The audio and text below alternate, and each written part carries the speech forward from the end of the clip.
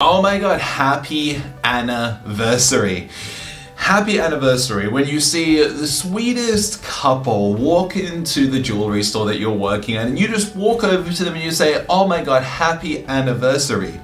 They might look at you a little bit weird, or they might actually be having an anniversary though as well. But how is this going to help you make more money and open more sales? Well, by simply breaking them out of their normal day-to-day. Most people are walking around kind of like a zombie to a degree, where they're just running through the same things going through in their head. They're focused in on like what's going on their phone. They need to get back home because of this, because of that as well. This is going on at work. So by you doing something different, it breaks them out of their normal. Now, by saying happy anniversary, yeah, you are going to get some weird reactions, very definitely, because what you said also then is quite weird. It is not normal for a person to have someone say happy anniversary when they walk into the store. Now, just like the video where I was talking about happy birthday, the same rules apply here.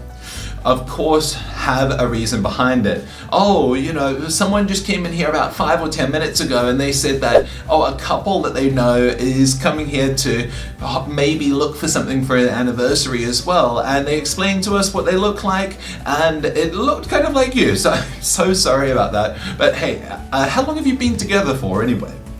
Like, that's one way you could lead into the conversation and lead into going from jewelry, going through to learn a little bit more about them, because maybe they are having an anniversary coming up in another month or so though as well, and it's not their anniversary just that day.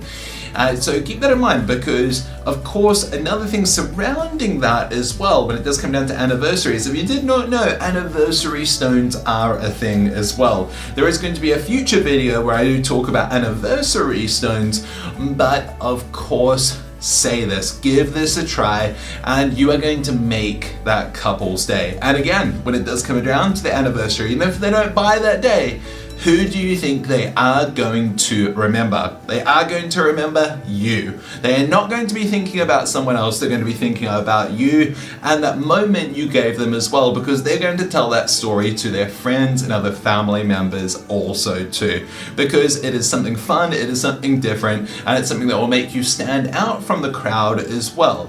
Now, of course, this is, again, it's a little bit more of a silly approach. It's a little bit more of a fun approach though as well. So if you don't find doing something like this is within your personality though as well, don't go down the whole fake it until you make it side of things. If this isn't real, if you wouldn't find this enjoyable to say, then do not do it.